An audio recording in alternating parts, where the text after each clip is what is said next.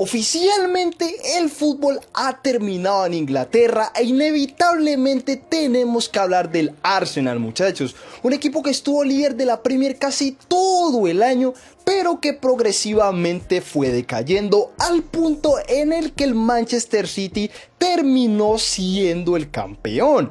En este video vamos a hablar del equipo de Mikel Arteta, muchachos. Vamos a analizar cómo evolucionó este equipo, los puntos altos de la temporada, vamos a ver de qué nivel es la pechofriada del Arsenal y por último hablaremos un poco del futuro. Así que comencemos.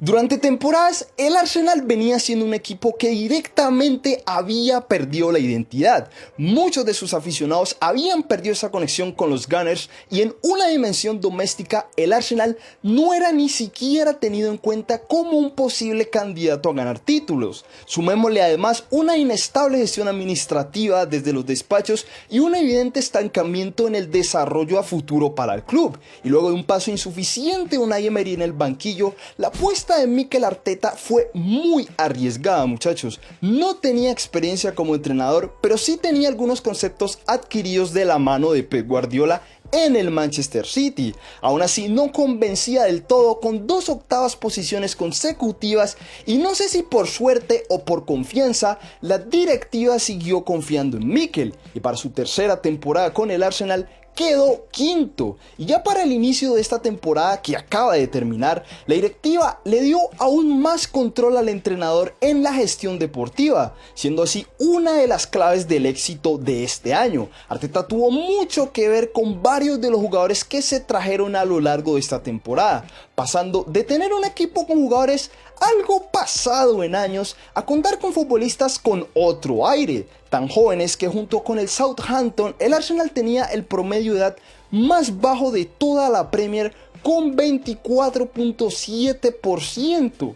Madre mía. A esto sumémosle que en el camino, directa o indirectamente, formaron una columna vertebral sólida. Aaron Ramsdale como portero, una defensa con Ben White y William Saliba, un centro creativo con Odegaard, unos extremos con Saka y Martinelli y en punta Gabriel Jesús, que claramente es mejorable, pero que dieron un paso al frente con la incorporación de Jesús y el nivel de los anteriormente citados. Con esto en mente, tácticamente Arteta ha venido teniendo un progreso ascendente. Desde sus entrenamientos hay varios artículos que profundizan en la idea de que el entrenador del Arsenal esta temporada implementó nuevas variantes de métodos que ya venía usando, pero no de la misma manera. Desde cosas muy básicas como el rondo haciendo 3 contra 1 constante hasta entrenamientos sin presión contraria donde los jugadores tenían la libertad como para adaptarse a las ideas de Arteta.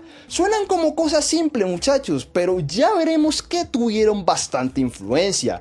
El Arsenal esta temporada empleó un 4-3-3 de inicio, pero a veces pasaba a ser un 3-2-5, un esquema que se usaba en la faceta ofensiva cuando el rival estaba replegado en su propio campo y que en defensa se balanceaba bastante bien con los laterales Zinchenko y White situándose literalmente en el centro del campo. En ocasiones esto fallaba, sobre todo cuando los rivales del Arsenal jugaban en largo o en las transiciones.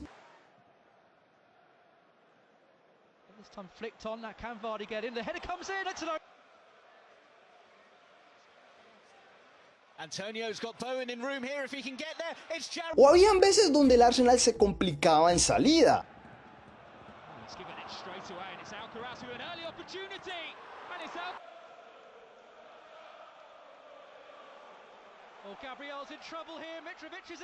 A pesar de eso, la saga del Arsenal estuvo a un muy buen rendimiento, muchachos. Digamos que hasta la lesión de William Saliba, porque cuando el francés compartió dupla con Gabriel Magalhaes, el Arsenal tenía uno de los mejores registros defensivos. Registraron 66 puntos de 81 posibles y según la expectativa de FBref podrían haber llegado a los 93. Pero Saliba se lesionó y el Arsenal sumó 18 de 33 posibles. Evidentemente no es la principal causa del bajón del equipo, pero tuvo mucha influencia porque a Arteta le tocó poner a Rob Holding, que ni por asomo es lo mismo, y posteriormente probó con un juvenil como Jakub Kiwior, que no pudieron mejorar o siquiera igualar lo de Saliba. Aaron Ramsdale en su función de portero estuvo bastante bien en determinados momentos. Recuerdo partidos como contra el Liverpool en el Anfield, donde el tipo parecía la resurrección de Lev Yashin,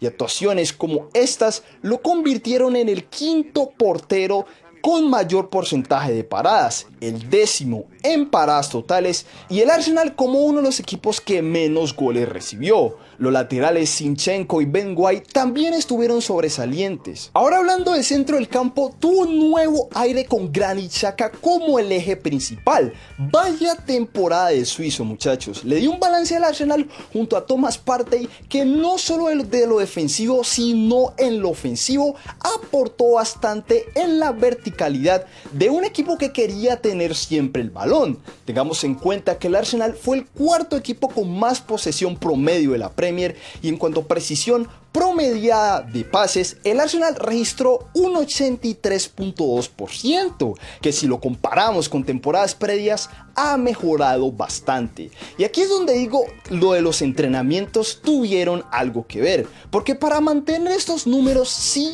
o sí tenían que disponer de jugadores con estas capacidades, y desde luego los tuvieron. Y aún más con un tipo como Martin Odegaard, que bueno, ¿qué vamos a decir de Martin Odegaard, muchachos?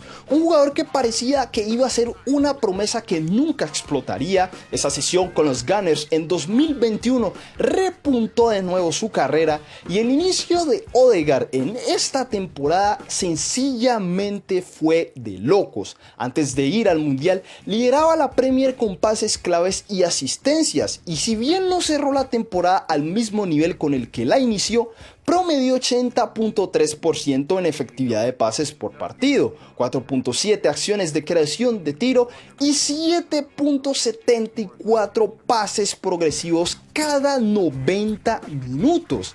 Esto es ridículo. Por consiguiente, terminó en total con 15 goles y 7 asistencias en 37 partidos, el mejor balance de su carrera. También desde un apartado de liderazgo y personalidad acarreó con el Arsenal y logró compenetrarse con los hombres más peligrosos de este equipo.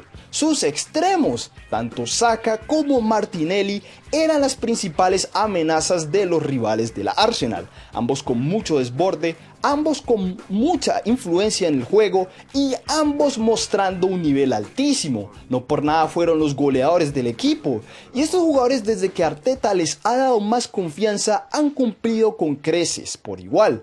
Lo de Saka da para un video aparte. ¡Qué jugador! La velocidad de estos futbolistas y su calidad en el 1 contra 1 para un juego posicional como el que ejecutó el Arsenal toda la temporada se adapta de maravilla al contexto, porque atacando a defensas que están en bloque bajo o mal organizadas en el retroceso, ellos sacaban ventajas de estas situaciones. De ahí en más, Gabriel Jesús resultó siendo un muy buen fichaje. Desafortunadamente estuvo un tramo bastante largo lesionado, pero Arteta no sufrió tanto porque Eddie Nketiah supo suplir esa posición sorprendentemente bien, terminando con 4 goles, 7 menos que Jesús, pero no fue un factor tan determinante como lo de Saliba en defensa, por ejemplo. Evidentemente, el brasileño se pueden esperar mínimo 20 goles y la productividad ofensiva del Arsenal podría mejorar un poco, aunque este año fue el segundo equipo con más goles a favor,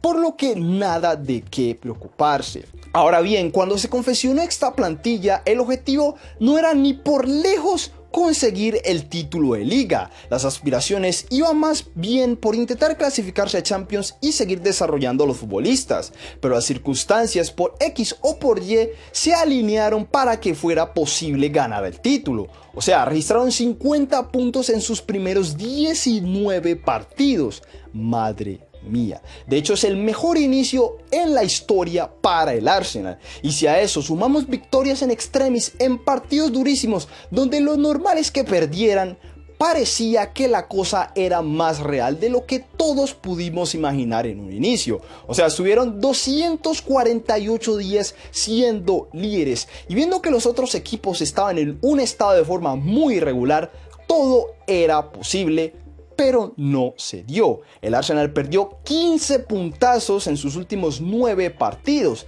3 empates consecutivos y una derrota abultada el 26 de abril contra su colíder. Acabaron con las ilusiones y, considerando todo el tiempo que habían mantenido el liderato, sinceramente sí tiene algo de pecho friaje, muchachos, donde creo que varios factores influyeron, como por ejemplo la inexperiencia. El segundo plantel más joven de la Premier pecó de falta de jerarquía en algunos partidos en concreto, como contra el City, donde directamente les pasaron por encima. Otro factor clave de todo esto fue la falta de profundidad en la plantilla, porque si bien se reforzó la columna vertebral, al final se terminó demostrando que aún falta. El fichaje en invierno de Trossard es la mayor evidencia de esto, y considerando el fondo de armario que tienen los otros equipos en Inglaterra, el Arsenal estaba un poco cojo.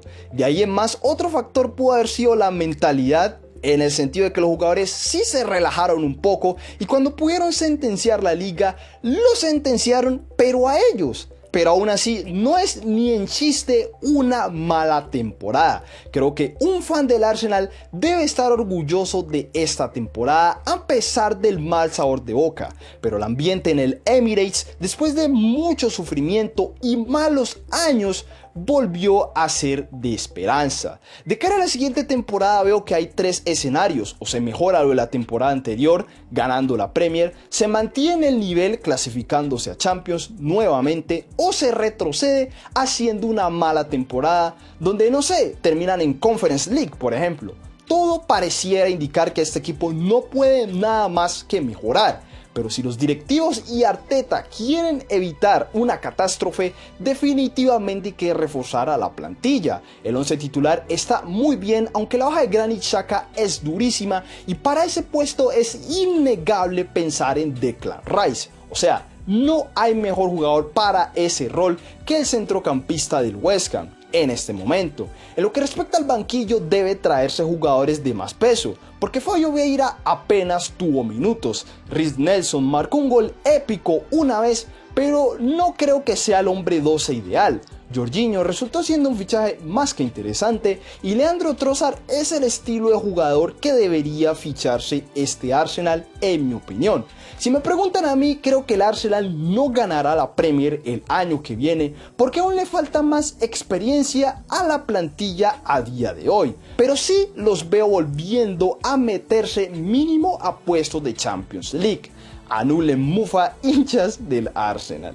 Pero ¿qué opinan ustedes del Arsenal, muchachos? ¿Les parece una pechofriada a nivel galáctica o al contrario, los sorprendió el nivel de este equipo? Los leo en comentarios. No olviden suscribirse al canal para más videos como este, seguirme en Twitter como @AlexEMP2.